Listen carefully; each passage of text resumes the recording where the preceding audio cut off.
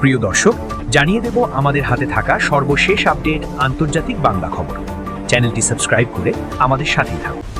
ইরানের চেয়ে তুরস্ক ইসরায়েলের বড় হুমকি, বলছে হিব্রু সংবাদপত্র।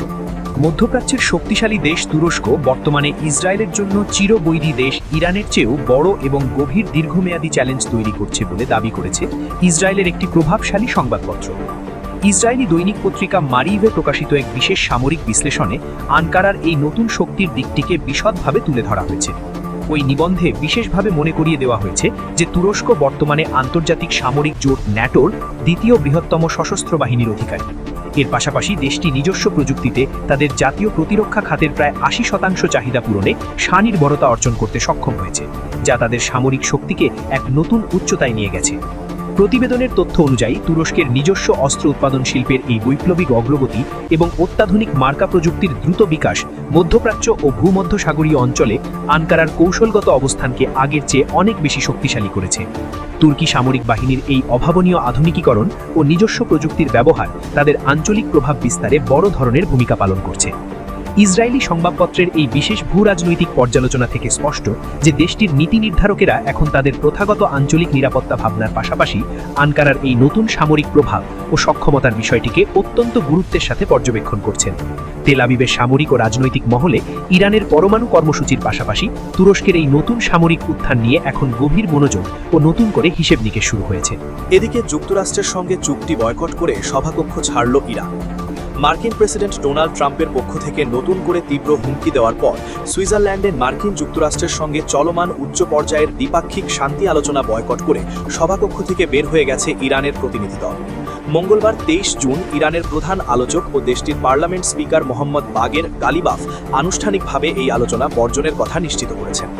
নিজের দেশের অবস্থান পরিষ্কার করে গালিবাফ বলেন, আমাদের কিছু নির্দিষ্ট মূল নীতি রয়েছে এবং এ পর্যন্ত আমরা কখনোই আমেরিকানদের সঙ্গে একই টেবিলে বসে সরাসরি সংলাপে অংশ নিতে চাইনি। মধ্যস্থতাকারীদের বিশেষ অনুরোধে ইরান কেবল পরোক্ষ আলোচনায় অংশ নিতে রাজি হয়েছিল।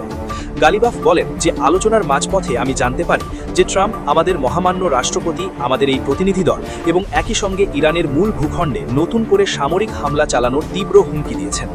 এই খবর পাওয়ার পরপরই তিনি মার্কিন প্রতিনিধি দলের প্রধান ও মার্কিন ভাইস প্রেসিডেন্ট জেডি ভ্যান্সের কাছে তীব্র প্রতিবাদ জানান। ইরানি স্পিকার মার্কিন ভাইস প্রেসিডেন্টকে স্পষ্টভাবে মনে করিয়ে দেন যে ট্রাম্পের এই ধরনের কাণ্ডজ্ঞানহীন বক্তব্য দুই দেশের মধ্যে স্বাক্ষরিত ঐতিহাসিক শান্তি চুক্তিগুলোকে সরাসরি লঙ্ঘন করে। তিনি ভ্যান্সকে উদ্দেশ্য করে সভাকক্ষে বলেন যে আমি ভ্যান্সকে বলেছিলাম যে আমরা এখানে আলোচনার টেবিলে বসে আছি এবং আমাদের স্বাক্ষরিত সমঝোতার প্রথম ধারা অনুযায়ী যে কোনো পক্ষকে হুমকি দেওয়া বা সামরিক বল প্রয়োগ সম্পূর্ণ নিষিদ্ধ, কিন্তু আপনাদের প্রেসিডেন্ট আজকেই নতুন করে আমাদের হুমকি দিয়েছেন। তিনি আরও যোগ করেন যে আপনাদের জেনে রাখা উচিত যে ইরান কখনোই কোনো ধরনের হুমকি বা চাপের মুখে নতি স্বীকার করে আলোচনা পরিচালনা করে না। এই ঘটনার পরপরই ইরানের সম্পূর্ণ প্রতিনিধি দল তাৎক্ষণিকভাবে বৈঠকটি সমাপ্ত ঘোষণা করে আলোচনার টেবিল থেকে একযোগে উঠে দাঁড়ায় এবং সভাকক্ষ ত্যাগ করে। গালিবাফ স্পষ্ট ভাষায় জানিয়ে দেন যে আমরা আলোচনা শেষ করে বৈঠক থেকে বের হয়ে এসেছি এবং সেখানে আর কখনোই ফিরে যায়নি। পরবর্তীতে মার্কিন প্রতিনিধি দল মধ্যস্থতাকারীদের উপস্থিতিতে আরেকটি জরুরি বৈঠক বসার জন্য জোরালো আকুতি জানালেও তেহরান ওয়াশিংটনের সেই প্রস্তাবটি সরাসরি নাকচ করে দেয়। আমেরিকার প্রস্তাব প্রত্যাখ্যানের পর কাতার ও পাকিস্তানের বিশেষ মধ্যস্থতাকারীরা ইরানি প্রতিনিধি দলের সঙ্গে তাদের নিজস্ব আবাসে এসে দেখা করেন। ইরানি স্পিকার মধ্যস্থতাকারীদের সাফ জানিয়ে দেন যে কাতারি ও পাকিস্তানি মধ্যস্থতাকারীরা আমাদের কাছে এসেছিলেন এবং আমরা তাদের বলেছি যে আমরা কেবল আপনাদের সঙ্গেই কথা বলবো, তবে আমেরিকানদের সঙ্গে আমরা আর কোনো ধরনের সংলাপে বসবো না। পরবর্তীতে দুই দেশের মধ্যকার এই অচলাবস্থা নিরসনে কাতার ও পাকিস্তানের মধ্যস্থতাকারীরা দীর্ঘ ৮০ মিনিট যাবৎ ইরানের সঙ্গে একটি নিবিড় আলোচনা পরিচালনা করেন এবং সবশেষে একটি যৌথ কূটনৈতিক বিবৃতি প্রকাশ করেন। এর আগে গত রবিবার মার্কিন প্রেসিডেন্ট ডোনাল্ড ট্রাম্প তার নিজস্ব সামাজিক যোগাযোগ মাধ্যম ট্রুথ সোশ্যালে দেওয়া একটি পোস্টে ইরানকে কড়া বার্তা দিয়ে লিখেছিলেন যে তেহরান যেন অবিলম্বে লেবাননে তাদের অর্থপুষ্ট প্রক্সি বা গেরিলা গোষ্ঠীগুলোকে ঝামেলা তৈরি করা থেকে বিরত রাখে, অন্যথায় মার্কিন যুক্তরাষ্ট্র তেহরানের উপর আবারও খুব শক্ত আঘাত হানবে।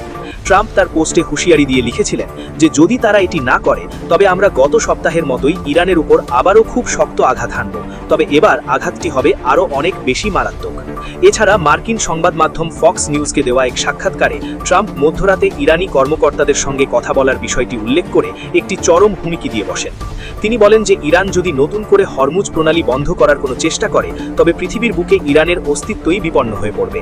তিনি অত্যন্ত আপত্তিকর ভাষা ব্যবহার করে বলেন যে আপনারা আর নিজেদের দেশে ফিরে যাওয়ার সুযোগটুকুও পাবেন না এবং প্রয়োজনে আমরা নিজেরাই পুরো হরমুজ প্রণালীর সম্পূর্ণ নিয়ন্ত্রণ আমাদের নিজেদের হাতে তুলে নেব।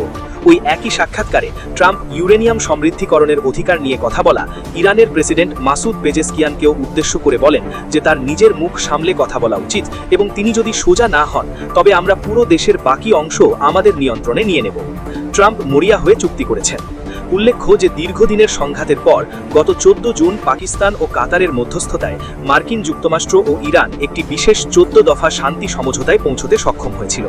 পরবর্তীতে গত 18 জুন ইরানের রাষ্ট্রপতি মাসুদ পেজেশকিয়ান এবং মার্কিন রাষ্ট্রপতি ডোনাল্ড ট্রাম্পের ইলেকট্রনিক বা ডিজিটাল স্বাক্ষরের মাধ্যমে এই ঐতিহাসিক ইসলামাবাদ সমঝোতা স্মারকটি অর্থাৎ MOUটি আনুষ্ঠানিকভাবে কার্যকর করা হয়েছিল। এই চুক্তির প্রধান শর্তগুলির মধ্যে ছিল লেবানন যুদ্ধ স্থায়ীভাবে বন্ধ করা, আন্তর্জাতিক বাণিজ্যের জন্য হরমুজ প্রণালী পুনরায় উন্মুক্ত করা এবং ইরানের উপর মার্কিনের আরোপিত দীর্ঘদিনের নৌ অবরোধ সম্পূর্ণ প্রত্যাহার করা। সবশেষ জানিয়ে দেব, ইরানি কর্মকর্তার উপেক্ষার দাবি নাকচ করলেন মার্কিন ভাইস প্রেসিডেন্ট। সুইজারল্যান্ডে চলমান দ্বিপক্ষীয় বৈঠকের ফাঁকে ইরানের পররাষ্ট্রমন্ত্রী আব্বাস আরাগচি তাকে ইচ্ছাকৃতভাবে উপেক্ষা বা এড়িয়ে গেছেন এমন গুঞ্জন ও জল্পনা পুরোপুরি নাকচ করে দিয়েছেন মার্কিন ভাইস প্রেসিডেন্ট জেডি ভ্যান্স। সামাজিক যোগাযোগ মাধ্যমে ছড়িয়ে পড়া ভিডিও এবং তা নিয়ে তৈরি হওয়া আলোচনাকে বাস্তব বিবর্জিত বলে মন্তব্য করেছেন তিনি। সম্প্রতি একটি ভিডিও সামাজিক যোগাযোগ মাধ্যমে ছড়িয়ে পড়ে যেখানে দেখা যায় একজন ইরানি কর্মকর্তা মার্কিন প্রতিনিধি দলের সঙ্গে কোনো রকম সৌজন্য বিনিময় বা করমর্দন না করেই সভাকক্ষে প্রবেশ ও প্রস্থান করছেন। ইরানি সংবাদ মাধ্যমগুলো দাবি করে পররাষ্ট্রমন্ত্রী আরাগচি ইচ্ছাকৃতভাবে মার্কিন ভাইস প্রেসিডেন্টের সঙ্গে করমর্দন এড়িয়ে গেছেন। এ বিষয়ে সাংবাদিকদের জানতে চাইলে ভ্যান্স সরাসরি না সূচক জবাব দেন। যুক্তরাষ্ট্রে রওনা হওয়ার আগে সাংবাদিকদের সঙ্গে আলাপকালে ভ্যান্স বলেন, গত কয়েক মাসে তিনি ইরানিদের সঙ্গে আলোচনার টেবিলে প্রচুর সময় পার করেছেন এবং মাঝে মাঝে আলোচক হিসেবে তাদের আচরণ বেশ বিভ্রান্তিকর মনে হতে পারে। তিনি জানান, সামাজিক যোগাযোগে আলোচনা ভেঙে পড়ার মতো শোরগোল তৈরি হলেও বাস্তবে তারা এরপরও প্রায় 9 ঘন্টা ধরে টানা বৈঠক করেছেন। রবিবারের আলোচনাকে অত্যন্ত ফলপ্রসূ উল্লেখ করে মার্কিন ভাইস প্রেসিডেন্ট বলেন, ইরানের সঙ্গে চলমান যুদ্ধ অবসানের লক্ষ্যে এই সংলাপে অনেক ইতিবাচক অগ্রগতি হয়েছে। একই সঙ্গে ইরানি সামাজিক যোগাযোগ মাধ্যম থেকে ছড়ানো খবরের সত্যতা নিয়ে সাংবাদিকদের কিছুটা সতর্ক ও সন্দিহান থাকারও পরামর্শ দেন তিনি।